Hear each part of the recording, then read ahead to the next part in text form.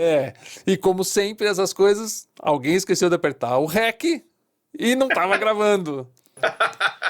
E como hoje estamos falando com o Cláudio Rocha, que é um artista de gravação, é um baixista que grava com todo mundo, tinha que acontecer isso. O cara esqueceu de apertar o REC, né? Então vamos no segundo take. Então, pessoal, esse é o Cláudio Rocha, é um grande baixista, músico extraordinário, já tocou com meio mundo. Claudião, seja bem-vindo, obrigado por aceitar fazer parte dessa primeira entrevista. Dá uma pincelada rapidamente, qual que é o seu trabalho, para as pessoas saberem com quem você já tocou, o que você faz. Ok, sou Cláudio Rocha, baixista já há um bom tempo, profissionalmente desde 97. Eu entrei pela porta dos fundos, né? Já de cara comecei a gravar, mas gravei com artistas como Cláudia Leite, Leonardo, Daniel, Christian Ralph, né? Fiz algumas edições daquele programa Ídolos, né? Do X Factor também. Peguei esse veio dessas franquias, né? Fiz o High School Musical também com uma banda de apoio. Bacana, Claudião. Você acha que o cliente sempre tem razão? Olha, eu acho assim, ele tem razão. Esse é um assunto delicadíssimo, né? Porque assim, é o cara que está te pagando, né? E eu acho assim, a maioria dos meus clientes são pessoas que eu já caminho há algum tempo. Então, eles têm razão, mas às vezes eu também sou pago não só para obedecer, mas também para dar ideias, para dar às vezes alguma orientação. É óbvio, né? Assim, se o cara bate o pé, eu vou, né, acatar dentro das minhas limitações, né? Mas às vezes a pessoa também ela tem uma ideia na cabeça que na prática não funciona. Então eu posso também, sempre com educação, com respeito, entendendo, né, me colocando no meu lugar nessa panaceia. Nessa pirâmide, ou seja, puxando os blocos. Exato. Né, orientar, né? Sempre com educação, mas também entendendo que eu estou trabalhando para a pessoa. E seguindo o nosso script aqui pela segunda vez, como é que foi que você conseguiu o seu primeiro trabalho e se ele tem relação com o segundo trabalho, com o terceiro trabalho? Meu primeiro trabalho como profissional mesmo, né, assim, foi em 97, né, eu estava recém-desempregado e em vias de casar, e uma pessoa me ligou, né, uma produtora, e me falando que eu tinha sido indicado por você, né, e que teria uma gravação. Recém-desempregado porque antes você não era músico, você tinha um emprego. Eu tinha um emprego, né, era um estúdio de masterização, né, mexia com música, mas não tocando. Na área técnica. Exato. Então ela foi muito clara, ela falou, a gente tem 2 gravações, a gente está mudando a equipe, então se a gente gostar de você na primeira gravação, você já vai ter a segunda, senão você pega o cachê da primeira gravação e terminamos por aqui. Bom, eu não dormi, super nervoso, né, cara tímido, né, essas coisas, melhorei bastante com a idade, mas... Esse canal acaba atingindo pessoas de diversas áreas, não só da música. Então, para quem não sabe, para quem é de uma área de ilustração ou de design, por exemplo, a música, principalmente na gravação, é uma coisa que acontece na hora, da frente do seu cliente. Sim. Né? Então, assim, existe uma pressão, principalmente num primeiro trabalho com pessoas que você não conhece, existe uma pressão grande, né? E ainda o primeiro trabalho realmente é de tirar o sono, né? Não, exato, né? Porque foi o primeiro trabalho em que eu não estava entre amigos, né? E eu tinha algumas deficiências, né? Depois de um tempo eu comecei a perceber e comecei a trabalhar as deficiências. Eu consegui me dar bem lá, mas assim, a hora que eu cheguei era isso, né? Eu vi já o baterista, o Chico Medori, que era um cara que eu sempre gostei, assim, desde que eu estudava. É uma lenda da bateria, né? Exato. E quase travei, quase fui embora. Não fui por respeito a você que me indicou, mas fiz a gravação. Né? Fiz a gravação, acabou, ela foi na lata, virou para o maestro. e perguntou se ele tinha gostado da gente, né, do baterista, de mim. E ele falou que sim. E ela falou assim, tá bom, quinta-feira tem outra. E aí, esse primeiro trabalho gerou o segundo, que foi gerando outros trabalhos. E aquela coisa, você vai fazer um network, você trabalha com uma pessoa só, mas depois aquele guitarrista que está trabalhando lembra do seu nome num outro trabalho. E vai indo assim. Então uma coisa foi puxando a outra. Maravilha. Agora a pergunta de $1 milhão. Como é que você define o seu preço? Claudião, é Cláudio Rocha, mas eu chamo de Claudião para não chamar de Caco, porque na real a gente se conhece, sei lá, desde os 5 anos de idade. Exato. E depois de muito tempo na vida adulta foi se reencontrar como profissionais de música, né? Então, Verdade. Tem essa particularidade. É verdade. Como é que você define o seu preço? Ó, Cláudio, quero gravar uma música com você. Quanto você cobra? Ou tem um show para fazer. Quanto você cobra? Como é que você define esse valor? Nesse mercado, né, que eu atuo, a coisa ela ficou muito sucateada, né, ao longo dos anos. Isso não é um processo de agora. Agora a coisa simplesmente ela descambou, né? Eu lembro que quando eu comecei a gravar, eu já recebia meia tabela do AMB. Quer dizer, existia uma tabela da categoria, mas Exato. o pessoal já estava pagando metade da tabela. Exatamente. E quando você conversa com os caras mais antigos, eles falam que a tabela nunca foi o teto, a tabela era o piso. Ou seja, tinha gente que ganhava uma tabela e meia, 2 tabelas. Exato. Depois a tabela virou o teto, e aí começaram essas situações, né, de meia tabela e tal, até um ponto que... Ninguém mais sabe o que existe uma tabela, né? Exato. Né, virou assim, uma coisa que você vê na internet, mas não funciona mais. Né? Porque mudou muito, né? Antigamente os artistas, né, os famosos, eles pegavam músico de estúdio.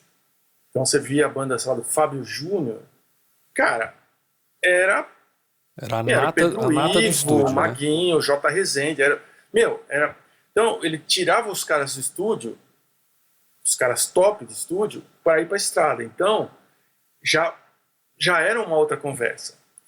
E né, isso aí é um assunto muito mais complexo, mas hoje os caras tiram os músicos de bar. Então, você vê um cara que estava em estúdio gravando, pô, numa gravação ele ganhava, sei lá, vamos chutar uma grana aí, sei lá, na época, R$5.000, vamos chutar uma coisa absurda. Então, o artista, para tirar ele dessa brincadeira, ele tinha que fazer uma coisa condizente. Hoje ele tira um cara do bar que numa noite o cara às vezes tira 150 paus. Então às vezes pro cara fala assim, ó, você vai ganhar 2 vezes, mas bicho, a gente tem 5 shows, você vai andar de ônibus e o palco tem um monte de luz e o cara vai. Né? Então assim, isso desandou muito. Eu tenho um padrão, assim, para as pessoas que eu não conheço, vamos colocar dessa maneira, porque os clientes antigos, você desenvolve uma relação de confiança, né? Então eu sei, né, tem um cliente X, e eu sei que às vezes o cara, tem um orçamento mais apertado, se ele vai me falar assim, ó, Claudião, dessa vez dá para ser menos, não é por isso que eu não vou fazer, eu prefiro manter o cliente, né? Assim, pelo meu currículo também eu sei que eu posso cobrar um certo valor. Mas hoje é uma questão muito mais difícil, porque você tem que ter uma maleabilidade. Quer dizer, o mesmo trabalho não tem um único valor. Não tem. Você tem um padrão, né, mas às vezes é o que eu te falo, né, assim, muito cliente, olha, quanto que é? É X. Tá bom, então o cara vai ver, às vezes o cara, tá bom, eu vou ver aqui, às vezes o cara te dá um retorno. Olha, nesse aqui dá para ser um pouquinho menos? Sim. Porque às vezes também o cara consegue mais. Isso é uma coisa surreal, mas acontece também quando você tem uma caminhada com as pessoas. Né? Então eu estou mais querendo andar na maratona do que nos 100 metros rasos. Às vezes você quer ganhar tudo e você faz aquele trabalho. E aí não faz outro. Não faz. Tá bom o papo, né? Então aproveita, se inscreve, ativa o sininho, deixa um comentário e vamos seguir aqui. E como é que você lida, já que estamos falando de preço, como é que você lida com concorrência? Porque eu não sei como é que são em outras áreas, mas eu acho que é em todas as áreas, né? Às vezes tem essa coisa de concorrência, às vezes de puxar tapete ou de querer oferecer por um valor menor, mas não só em termos de preço, mas como é que você lida com a concorrência, com os outros baixistas, como é que é isso no meio da carreira? Bom, eu sempre tentei ter um relacionamento bom com todos eles. Sim, com os meus concorrentes, vamos por assim. Às vezes eu sei de cara que faz um preço menor, faz parte do jogo. Eu não considero ninguém nunca como inimigo, até porque nessa brincadeira do mercado, às vezes esses caras precisam de você e você precisa deles. Né? O cara vai ter um trabalho para fazer, mas ele tem um show, e aí ficou, e o cara lembra de você, porque você tem um bom relacionamento e passa esse trabalho para fazer. Quer dizer, o concorrente muitas vezes passa a indicar você para fazer um trabalho, porque ele não pode atender aquele cliente. Exato. Então, eu procuro sempre manter um bom relacionamento com a maioria deles. Os que... tem uns que eu sei que não são nada confiáveis, né?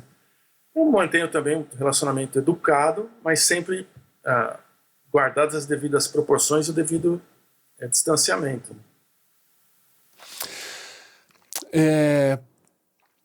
E com essa flutuação de preços, de valores, de cachês, com a incerteza de que tem hora que tem 3 coisas para fazer ao mesmo tempo, tem 3 semanas que não tem nada para fazer, como é que você lida com a flutuação de ganhos? Isso é uma... só perguntinha fácil aqui. É só naba, né? É só sapatada na orelha. Quando você trabalha com shows, isso te dá uma certa vantagem, porque você consegue calcular, tal mês vai ter 10 shows.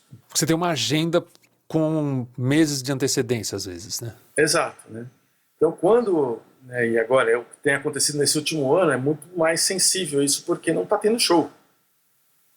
Então, basicamente, eu tenho vivido de gravação e é isso. Então, assim, como eu lido com essa flutuação, eu procuro sempre ter uma reserva, né?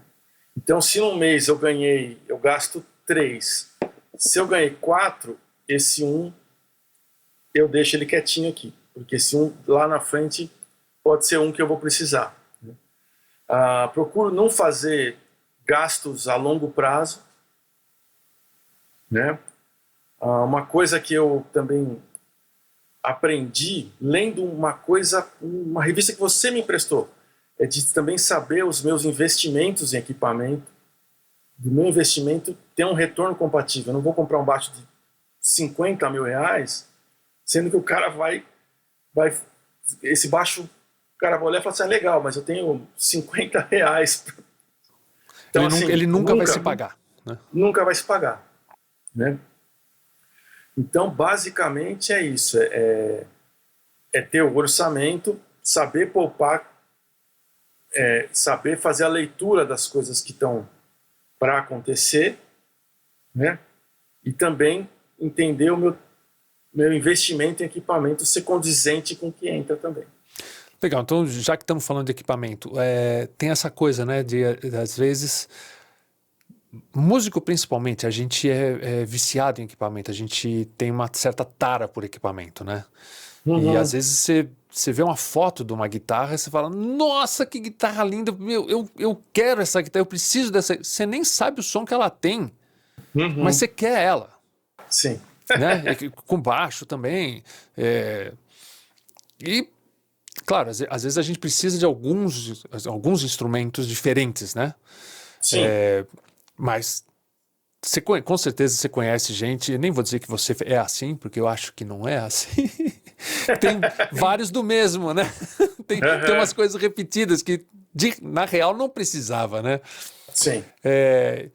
E se bobear, vai o orçamento, quanto dinheiro tiver, vai em equipamento, né? Verdade. Então, como é que você racionaliza isso? Como é que é a sua estratégia para investir? Vou investir nisso daqui ou nisso aqui não? Como é que você pensa isso? Às vezes depende do tipo do projeto, né, que você vai pegar, se ele compensa você a investir num equipamento específico, né? Se também é um equipamento que você vai usar a longo prazo, porque às vezes, é o que eu falei, você vai comprar um negócio que custa uma fábula para usar uma vez e depois você não usa mais, né? Então, assim, eu, obviamente, tem um monte de instrumento aqui que eu fui comprando e depois de um tempo, graças a Deus, comecei a ganhar ao longo dos anos, né?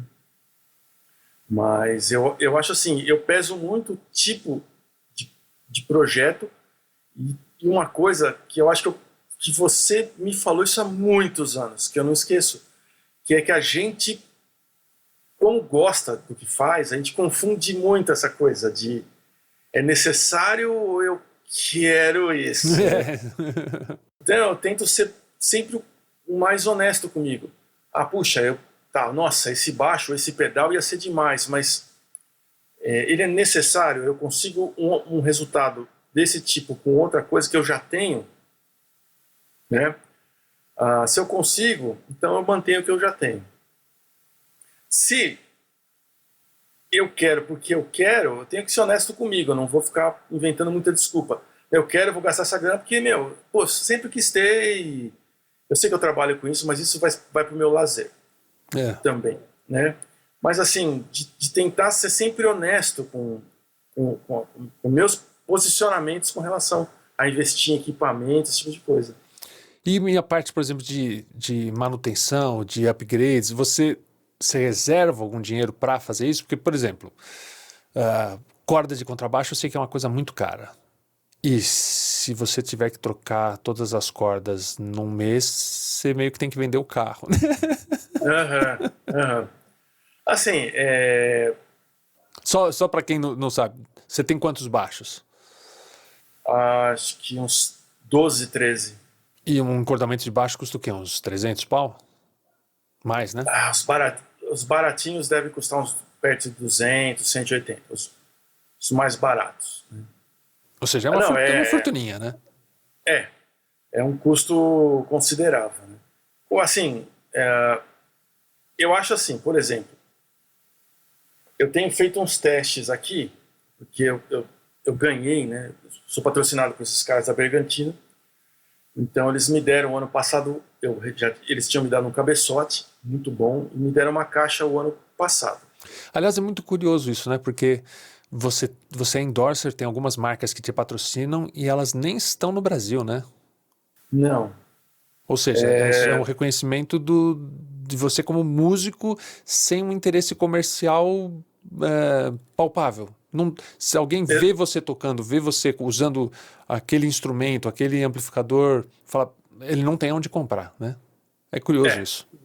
Exatamente. É meio único, né? É muito louco isso aí, né? Uma coisa que nunca pensei que fosse acontecer. Assim, são duas empresas americanas e uma canadense, né? E foi totalmente pela internet. Foi totalmente despretensioso.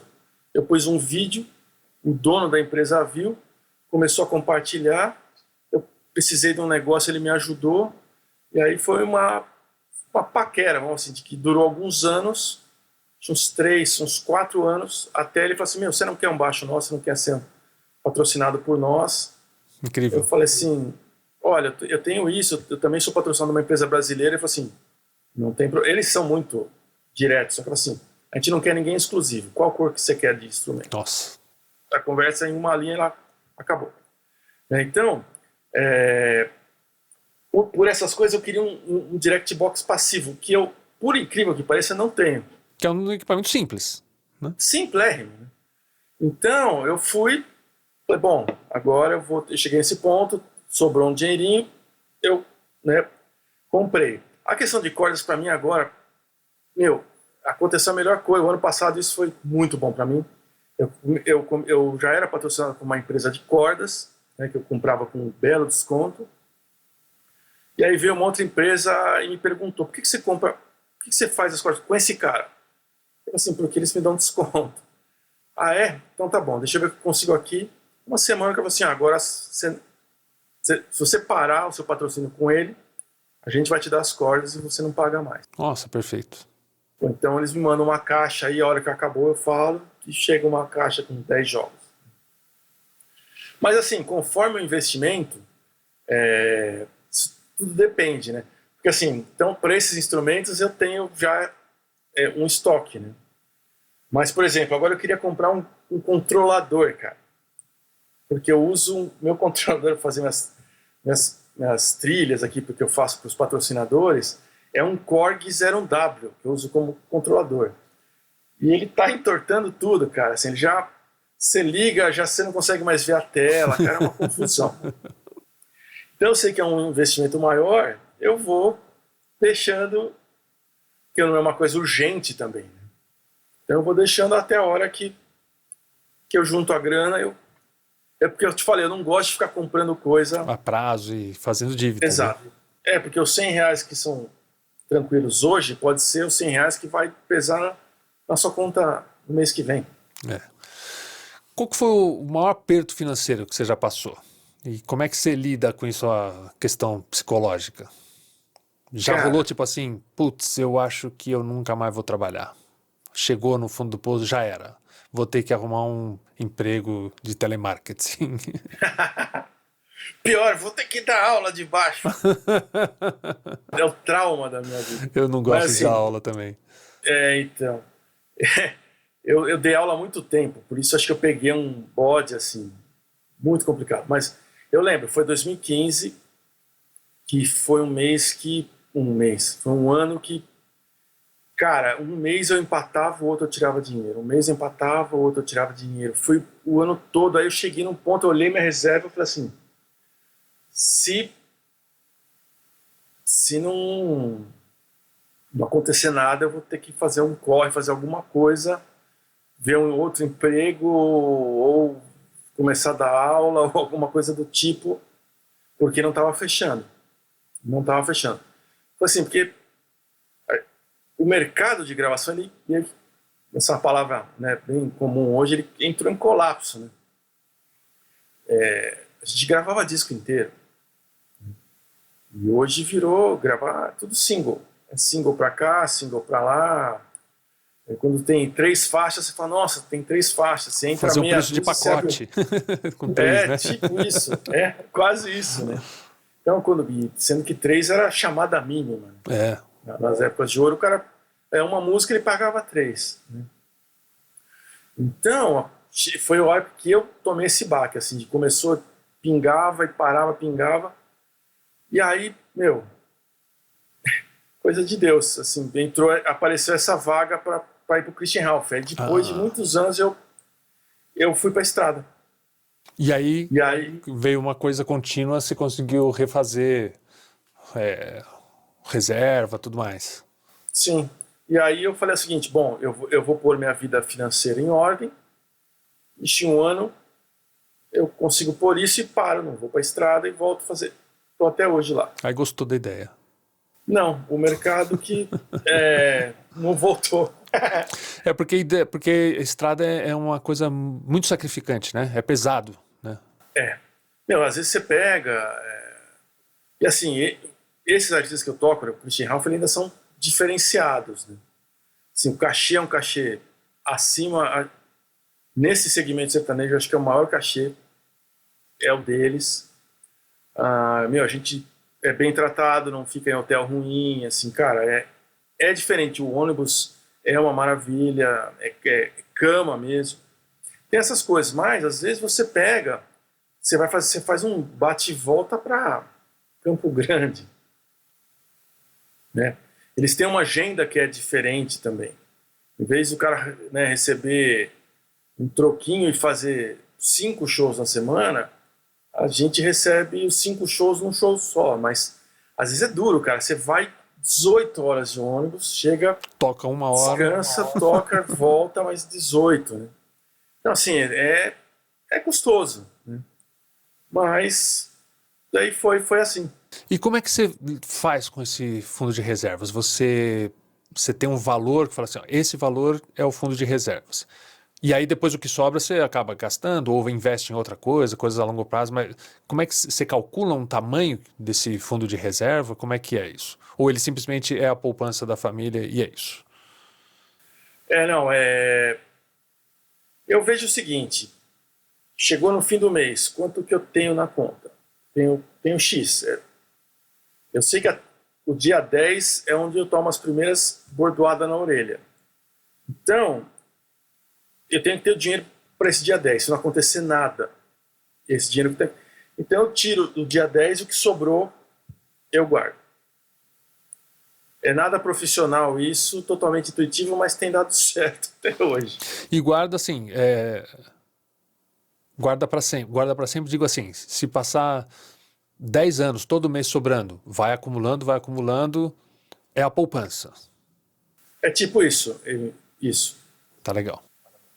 Tipo, eu não invisto mais em poupança, assim, Sim. não ponho ele mais em poupança, mas é isso. Eu guardo ele e isso. Para uma hora, quando apertar, eu Ou tenho seja, isso aí. todo o dinheiro está num tipo de aplicação assim. Você não tem, por exemplo, eu tenho a minha reserva está num lugar que eu consigo pegar no dia seguinte se eu quiser. Mas eu tenho uma poupança que está guardada lá para frente, está em ações, ou seja, é para longo prazo. Né? Sim. Então, eu faço a mesma coisa. Eu tenho o que seria, né, o fundo de reserva emergencial, que é isso aí. Precisou, já tira e acabou. E tem outras coisas a longo prazo que eu esqueço. Bacana. É um termo que a gente costuma ouvir quando a gente fala de investimento, mas eu vou falar em trabalho. Você coloca todos os ovos na mesma cesta? Ou seja, você só faz um trabalho? Ou você faz várias coisas? Eu sei que você já falou que você grava e você faz shows ao vivo também acompanhando artista. Você faz mais coisas? Você acha que é importante ter uma certa diversificação de trabalhos? Eu acho. Eu acho porque, assim, eu senti isso na pele né, em 2015, que eu basicamente só gravava. Estava só em cima de gravação e quando o mercado deu essa torcida, eu super sofri, né? Então eu acho assim que o meu professor de contrabaixo, o Beto Vasconcelos, ele falava justamente isso, para não colocar todos os ovos na mesma cesta. Então eu faço as gravações, eu faço os shows, né?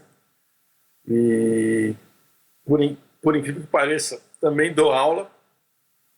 É raro, eu montei um esquema de aula para eu não sofrer.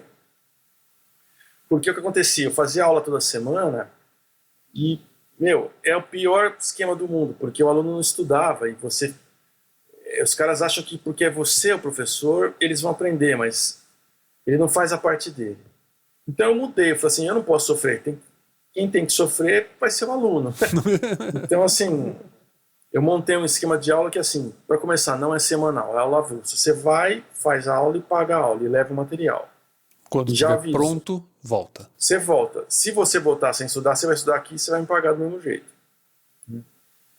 Então, assim, também essa questão de aula. E já fazem uns anos, vai fazer 5 anos, que eu entrei numa equipe que faz essas trilhas para televisão, assim, é trilha branca que chama? Você que é um cara que tá nesse... Isso. Também faço isso tem aos poucos, tem já me dando um retorno, e tem também um lado psicológico que é muito bom, porque às vezes você tá parado e a cabeça... se você fica parado pensando demais, você sofre. Então, eu sento, faço a trilha, mando, vou fazendo essas coisas. Mas eu acho que hoje é super importante diversificar. Tem algum trabalho que você não faria de jeito nenhum, mesmo pagando super bem? Dentro disso que você faz? Ou algum tipo de cliente, ou algum tipo de trabalho? Tocar num motel? Olha, Eu conheci um cara, ele tocava num puteiro, né? Sei. Uou, doidão, cara. Olha, eu acho que, assim, se eu perceber que o trabalho está além do que eu posso oferecer, eu declinaria. Eu já Tá. fiz isso, né? Com uma super educação, e respeito ao cliente. O cara, eu não lembro, foram poucos, graças a Deus, mas já teve. Porque o cara às vezes, por exemplo, baixo acústico. Como o cara sabe que eu tenho, ele acha que eu toco isso bem. E eu já larguei isso aí há um bom tempo. Então, por exemplo, mas é simples. Eu falei, então tá legal, mas eu não faço, porque eu sei que se eu fizer, eu vou me queimar. Então eu abro mão. E se eu sei que o cliente é um cara, desculpa a palavra, né? Escroto, um cara que não tem respeito pelas pessoas que trabalham com ele, geralmente eu já passo. E cara complicado para pagar, eu já tenho uma lista, assim, então eu já nem sofro mais. Tá, o cara liga e fala assim, não tenho agenda, não posso. É isso. Exatamente, exato. Tá. Então, assim, é uma questão assim de respeito, né? Outras coisas. Às vezes eu penso que esses caras, por exemplo, que dão canseira de trabalhar, tem gente que sofre muito quando faz um trabalho e não recebe aquele valor, e às vezes fica com aquilo anos remoendo na cabeça, e o cara me deve, faz 3 anos o cara não me paga, e é R$300. Na minha cabeça é assim, pô, eu paguei R$300 para saber que aquele cara é uma porcaria, que não vale trabalhar com ele. Então, ótimo. Foi um investimento de R$300 para riscar ele e nunca mais trabalhar com esse cara. Você vira a coisa e vira uma coisa positiva, né? É verdade. Porque, assim, esses caras, os caras que devem, é uma coisa que se você deixar fica te corroendo, porque o cara te deve. Se você aperta, às vezes o cara te derruba do trabalho dele e chama outro cara. Então, além do cara não te pagar, ele não te chama mais. Então, assim, é uma coisa que você tem que resolver com você mesmo. E, assim, eu deixo. Eu cobro até um certo ponto, eu vejo que o cara não vai pagar, ok. Certo. Coloca na lista de prejuízos e é isso. Isso. Então, assim, eu tive um caso desse, o cara ficou me dando canseira, até um dia que ele precisou, ele não tinha mais ninguém para trabalhar. Já tinha dado calote em todo mundo. Tipo isso. Aí você poderia, eu falei assim, posso, acho que você acerta aquilo que você me deve, nem vou reajustar. E quantas músicas são? São 11 músicas. Então, você paga essas 11 músicas também, tudo já num bolo só, e eu gravo para você. Ele não me chamou, óbvio. Mas... Pô, eu tava esperando um final feliz aí da história. E ele me pagou, e ainda pagou o dobro, e pediu desculpas, e hoje é pastor numa igreja. Não, eu acho que vai ver, ele já era. Ele já era um pastor. Né? Não, o cara não chamou, e tá tudo certo. Mas sabe que também não adianta ser na cara de pau daqui um ano, o cara. Achar que e agora? esqueceu, né? Então. Exato. Às vezes, artista pensa muito. Eu fiz um vídeo agora sobre que a gente tem que pensar como empresa. E a gente sofre porque a gente não pensa como empresa, né? E assim, todo negócio, toda empresa leva calote. E ok, vai no balancete lá, prejuízo, e pronto. E bola pra frente. Ninguém fica remoendo com raiva, passa a tarde inteira com raiva daquele cara que não pagou. Foi, segue adiante. Mas dá a impressão que a gente tem que receber cada centavo. E os caras, tem muita gente que fica se remoendo. Meu, faz mal fisicamente, né? Faz. Isso aí corrói você, cara. É um negócio que no momento que você percebe que já foi. Porque tem pessoas que elas não pagam porque elas perderam o pé no meio do processo. Mas tem gente que não paga e já te chamou sem a mínima intenção de pagar. Não. Quando você percebe as tramóias, E tem gente que, meu, ó, desculpa, cara, ó, aconteceu isso, eu falei, tá tudo certo. Quando você puder, não sei o quê. Mas tem cara que você percebe que o cara, ele já armou para não te pagar. Então isso aí você fala, tá bom, tá aqui. Risca o nome e bola para frente, senão... E tira isso da cabeça, porque senão você fica maluco. Você sabe que teve um trabalho que no meio do ano passado eu recebi com 1 ano de atraso. 1 ano. Mas era em dólar, que eu fiz para um pessoal lá de Miami. E o dólar fez assim e eu recebi lá em cima. Pô, que lindo, Foi hein? ótimo, Aí eu sim. adorei. Por favor, atrase Né? mais. Ótimo. Mas você vê que a gente é séria, que o cara não conseguiu te pagar por outros motivos, mas quando teve a oportunidade, ele acertou. É. Isso já aconteceu comigo também, é legal. E aí, você que é o rei do Instagram e do TikTok, como é que você faz para divulgar seu trabalho? Eu sei que você costuma fazer vários vídeos, faz parte do seu... é uma moeda de troca dos seus patrocinadores, mas também serve para divulgação, né? Como é que você faz pensando nisso? Que outro tipo de coisa você faz para divulgar seu trabalho? Então, Você divulga? É um caminho para conseguir mais clientes? eu acho assim, isso é uma coisa muito interessante. Que eu não tenho muita certeza do alcance desses vídeos que eu faço para o cliente, né? O cliente, Eu no lembro- caso, é o fabricante do baixo, do amplificador, dessas coisas. Exato. Eu lembro que há 1000 anos atrás eu fazia CD, que era um portfólio, né? Cara, eu nunca consegui pegar uma gravação por causa desses CDs. Eu entendi que muito disso que acontece, né, para mim, é o boca a boca. É eu fazer um bom trabalho para você gostar, e aí, pô, alguém ouve o resultado, meu, muito bom.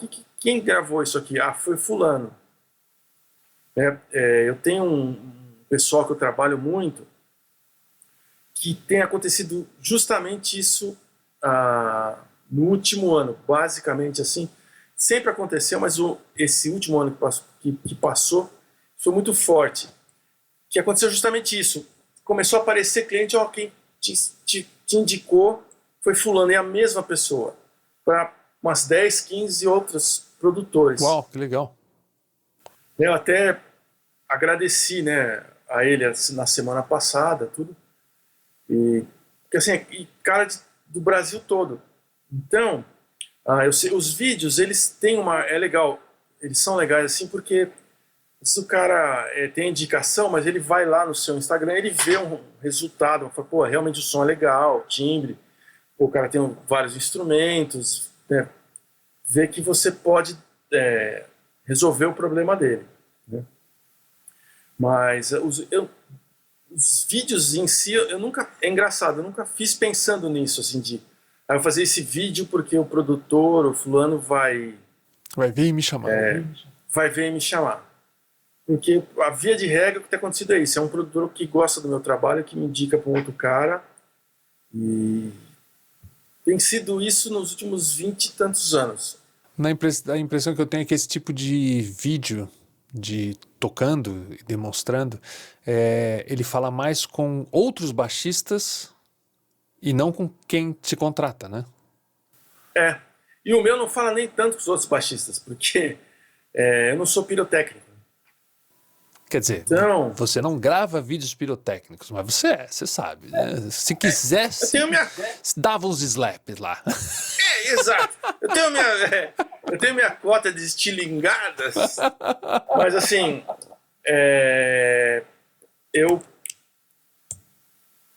como é equipamento, eu foco no equipamento, né? Então assim, eu quero demonstrar as coisas que o equipamento tem. O que é? É o amplificador, é a caixa. Então eu vou fazer o vídeo usando o amplificador, eu vou microfonar a caixa, e tudo sempre de uma maneira musical. Minha vida toda eu entendi meu instrumento a favor da música. me adequando à música, não fazendo a música se adequar ao meu... esse tipo de coisa. Tem que ser legal de ouvir, né? Tem que ser legal. E eu fico feliz. Às vezes eu tenho uns feedbacks nesses vídeos da Bergantino. Um cara escreveu assim, minha filha tá andando de patins faz meia hora, ela não para de pedir para tocar essa música faz meia hora. Que demais. Você fala, né? Então isso me agrada. Assim, o cara gostou da música. Porque você vê simplesmente essa coisa virtuosa e que me cansa um monte de gente. Mas às vezes também vende, também é uma outra faceta do merchan. Cara, ótimo. Adorei o papo. Mas tem mais uma última pergunta. Que conselho que você daria para quem está começando? Ou que você gostaria de ter sabido lá atrás quando você começou e que hoje você sabe? Ou seja, um conselho para alguém que está começando ou que você gostaria de ter recebido quando você estava começando? Eu até recebi esse conselho, mas eu não consegui ouvir. Eu estava tocando muito época. alto e não ouvi. Exatamente. Eu acho assim, de dar o foco para o trabalho na proporção dele. Eu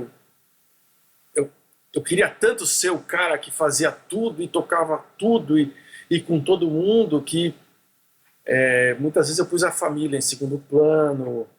E eu acho que foi completamente desnecessário. Acho que eu não precisava me preocupar tanto com isso. Eu podia saber ter um equilíbrio, sabendo que você faz as coisas direito, você vai chegar num ponto bom.